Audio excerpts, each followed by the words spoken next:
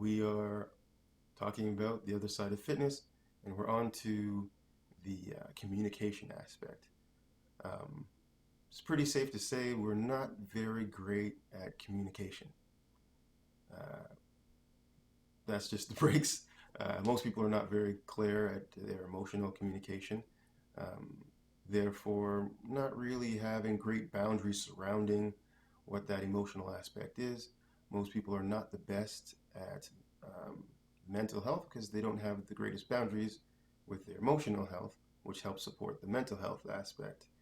And this leads on to the physical body. We don't have the greatest connection with the physical body because generally we're thinking way too much. We're thinking about all the things we have to do, the things we have to get done, the people we have to see, if we did something or didn't do it, and we live a very fast-paced life. However, to connect to the body, the best atmosphere would be uh, time to reflect, quiet, peacefulness, to bring the kind of spikes of the adrenaline of the brain keeping going to a slow and almost to a halt. In this way, we can listen more appropriately to what the body is telling us.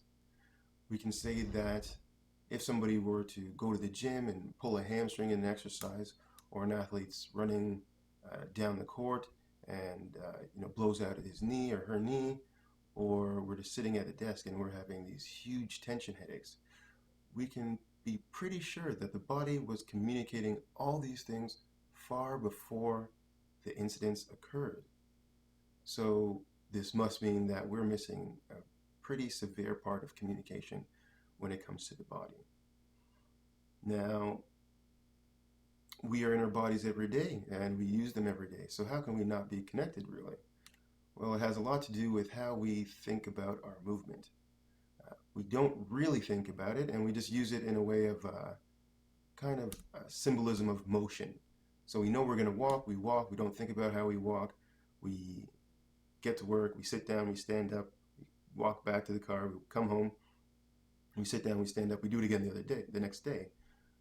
Well, this is far removed from being actually connected to the body, even though you're using it. You're just kind of creating movement without consciousness. Now, if we're going to look at a scenario where somebody was highly connected to their body, what would that look like? So this would look like, um, let's say you get up in the morning, you walk around the house, you immediately notice that there's stiffness and tightness in certain areas. Not only do you notice them, you notice that the right side is stiffer than the left, and you know what kind of exercise would work best. Is it going to be fascial stretching? Is it going to be static stretching? Do you just need to heat up the muscle? Is it something that has nothing to do with the muscle, but has to do with how you slept? You'd easily be able to determine what the contributing factors are to the stiffness and tightness of the muscle and also your performance, your way of moving. Um, and we could say that's generally not going to be the most or the highest